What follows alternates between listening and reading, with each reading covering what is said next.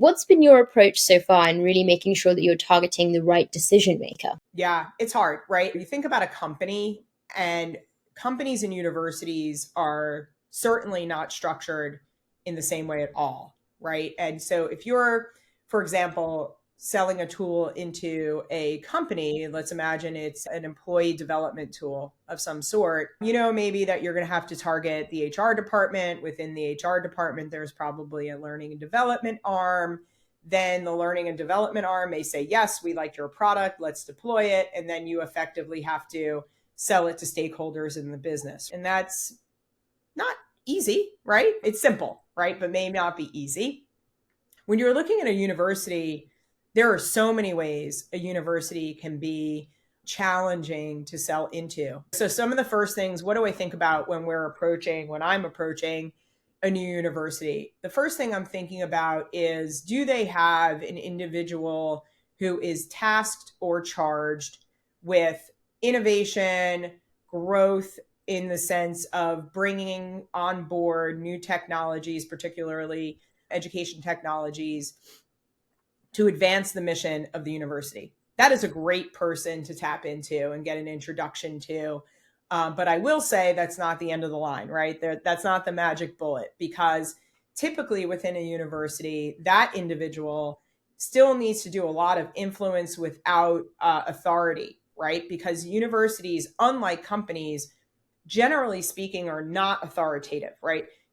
You want to say, well, who's the boss, right? Who's the person who can make this decision? And the answer in a university is not clear cut. So you may have a provost or a dean, right, who can make a decision for a limited part of the university, right? Knowing that is important, right? Is there a dean of a particular school, a particular program, who is the ultimate decision maker for that university program? And how far does that person's reach go, right? Universities tend to be really federated. What do I mean by that? There are a lot of decision makers. So you've got that innovator, you've got that innovation person, maybe if you're lucky, to help you understand the rest of the landscape.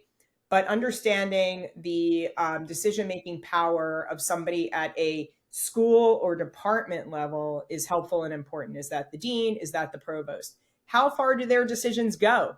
Do they still need faculty alignment? Does that faculty alignment go as far as a faculty vote?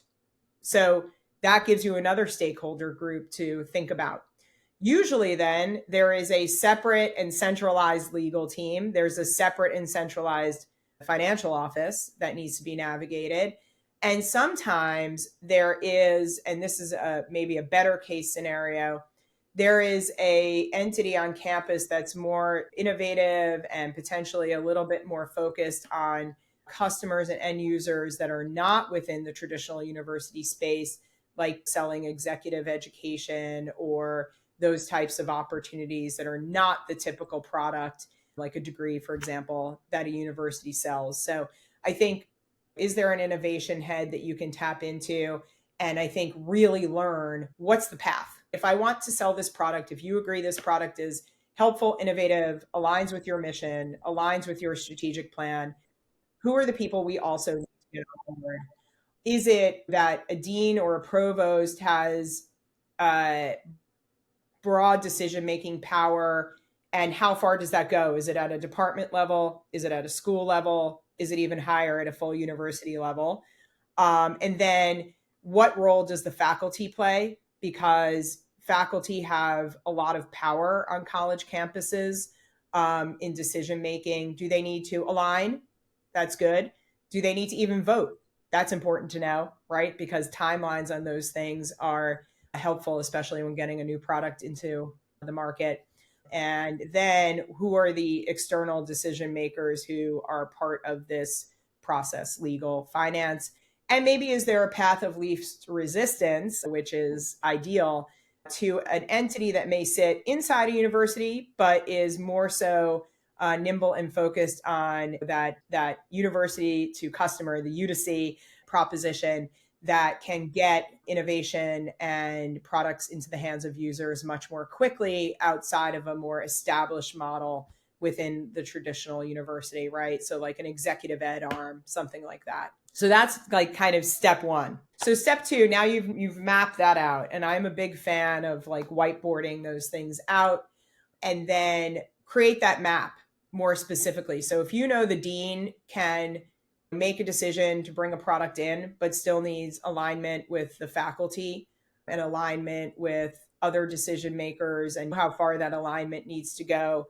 either it's sure, yes, let's incorporate this, or it's much more impactful, right? Like a faculty vote. Do the legwork to do that org chart behind the org chart work and map it out. Like, who is the most resistant faculty member? Who is the faculty member who may not be the leader to ultimately make a decision, but will be able to influence other faculty members, get that person on board? Who is the faculty member or staff member for whom your product will solve the biggest problem, right? I know a company that I'm thinking of that's not our company, but a colleague that I have whose product actually helps the administrators in a particular department solve problems of logistics and facilitation of students going to classes and then students going out into the field, like I described before.